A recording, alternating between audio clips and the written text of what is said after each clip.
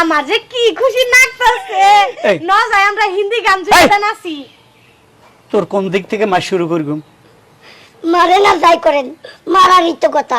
আসলে বিষয়টা হলো আপনার বোনের আমি অনেক আগে থেকেই ভালোবাসি, কোনোদিন মুখ ফুটে করতে পারি নাই। সেই জন্য আজকে না পাইরা, যেহেতু আপনি বিয়া ঠিক করছেন, আমার নিজের বিয়ার আমি নিজেই সেরে নিছি। কি রে বোন, তোর রুচি এত খারাপ হইলো কেমনে?